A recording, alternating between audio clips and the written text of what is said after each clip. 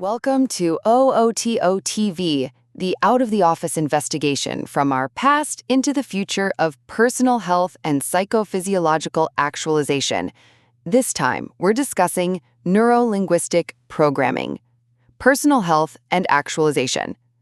Robbins, I am so thrilled we are finally tackling NLP. You know, it's a topic that sits right at that intersection of mind, language, and our physical health. It gets dismissed sometimes as, pop psychology, but the research base around its actual mechanics is getting really, really interesting. It absolutely is, Rogers. So today we're going to explore what NLP truly is, how it uses our language and our thought patterns to really influence our perception of reality. And then, and this is crucial, we'll investigate that growing body of evidence showing how effective it can be as a supplementary tool for things like anxiety and depression. We'll also get into those big questions about how something that seems purely psychological can actually impact our physiological actualization. And we have to talk about the technical mechanics, things like submodalities. That's really the core concept, isn't it? It bridges our mental mapping to real, measurable internal change. So I guess our investigation today is all about this. How can neuro-linguistic programming, personal health, and actualization affect our mental and physical health?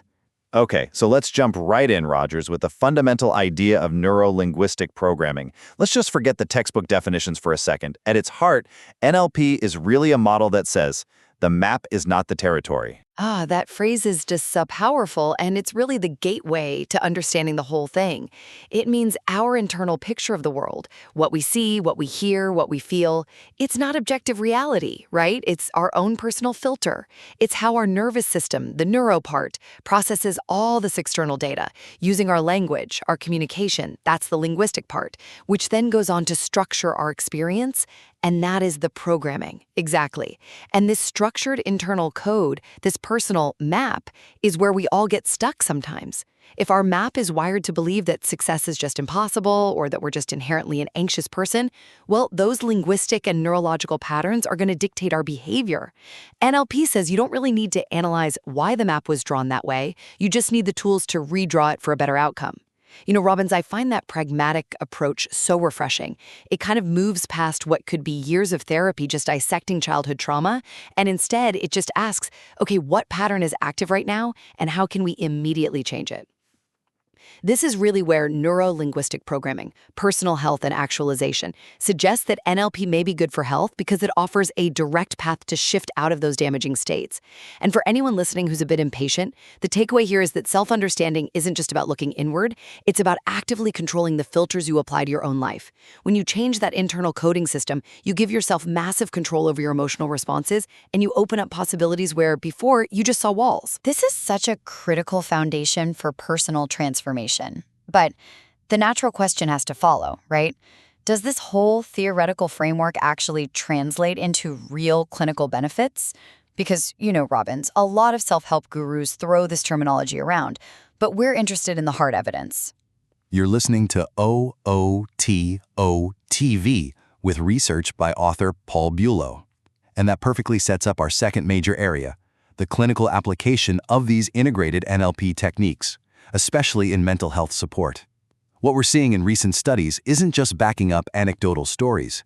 They are showing measurable, physiological improvements when NLP is integrated right alongside traditional care. That's right.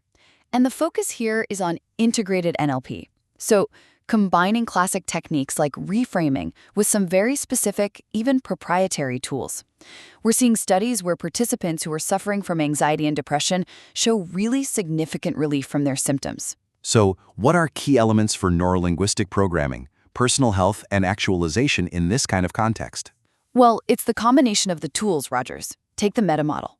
It's not just jargon. It is a very specific set of linguistic questions that are designed to challenge the distortions, the generalizations, and the deletions in a person's own language. So if a patient says, "I always fail," the meta model gives a practitioner a surgical tool to ask, "Always? Can you think of any specific examples where you actually succeeded?" It literally forces the brain to find an exception and start to rewrite that generalization. That clarification is so important because just listing meta model in a summary, it doesn't tell you anything. We also see things like timeline therapy mentioned. This is, in essence, a guided process where you mentally revisit past events, not to relive the trauma, but to actually change the emotional coding that's attached to that memory. The goal is to release its negative charge in the present. It's more like memory modification, not erasure. And the results, they really speak for themselves in reducing those negative automatic thoughts and giving self-esteem a significant boost. Now, I know you, Rogers. You're the skeptic when it comes to psychological interventions that don't have, decades of randomized control trials. So what's your 10% counterpoint on this? Well, my counterpoint, Robbins, is that while this short-term symptom reduction is pretty compelling, we still need more robust, long-term data on how well these integrated techniques hold up compared to established cognitive therapies. I mean, are we just changing the filter temporarily, or are we really achieving permanent physiological rewiring? The studies are promising, for sure, but the field needs more standardization before it can be considered a frontline treatment. That's a fair caution, but the direction the research is heading is undeniable. It forces us to ask, can neurolinguistic programming, personal health, and actualization actually improve our overall human health, maybe even beyond just mental symptoms? I really believe it can, and the mechanism for that is found in our third area of investigation, the incredible power of submodalities. This is where that mind-body link becomes just indisputable. So let's get into the mechanics, Rogers. When NLP practitioners talk about submodalities, they're talking about the fine details of our internal sensory pictures. They're like the characteristics of a thought. A submodality is whether that image is in color or black and white, if it's close up or far away, loud or quiet, in sharp focus or kind of vague.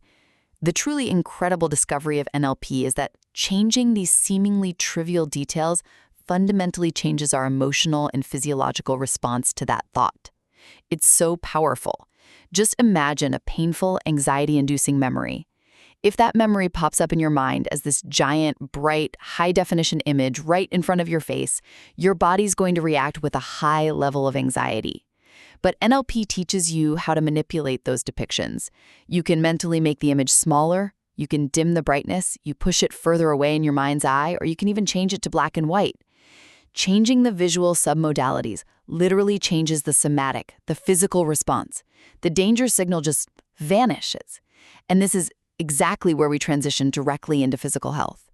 When we continuously use NLP to shift our internal representations away from stressful or fear-based patterns, we're reducing the chronic activation of the stress response, the HPA axis. Absolutely, Robbins. And we know chronic stress is an inflammatory state. So by reducing the frequency and the intensity of that inflammation through mental restructuring, we create a fundamentally healthier internal environment. This is why we can argue that exposure to neurolinguistic programming, personal health, and actualization is critical to our mitochondrial health.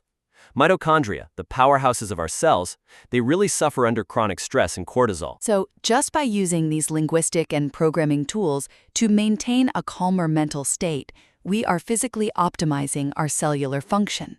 Neuro-linguistic programming. Personal health and actualization creates a healthy environment for cellular growth and success by basically buffering the body against internal stressors that are generated by our own negative thought patterns. It is cognitive control leading directly to biological stability. It's not magic, it's behavioral modification acting on the physical reality of our nervous system. The nervous system registers that new, distant, vague memory as less threatening, which means less adrenaline, less cortisol, and way more energy preserved for actual life, for function, and for hearing. You're listening to OO2 TV with research by author Paul Bulow. Okay, so let's pull all of this together. Let's synthesize what we've discussed today about neuro-linguistic programming, personal health, and actualization. We started with that foundational idea: the map is not the territory. NLP is the toolkit for rewriting that map, and it offers these immediate, powerful ways to change no matter where the map came from. Right. The key takeaway from the theory side is that your experience is a construct, and that construct can be engineered. Then, we moved into the clinical evidence, showing how techniques like the metamodel and timeline therapy are being used successfully to significantly reduce symptoms of anxiety and depression. It's basically proof that changing the filter provides genuine therapeutic relief.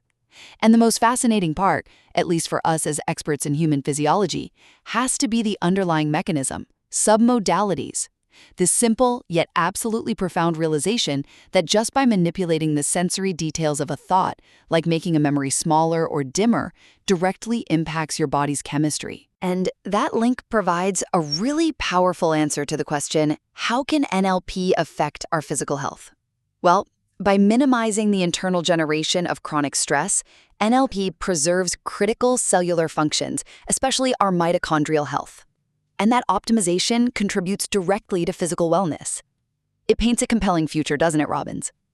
If we can teach people these skills, giving them this cognitive control over their own stress responses, we are talking about a preventative health measure that costs absolutely nothing but internal effort. Ultimately, Rogers, the implication here is pretty clear.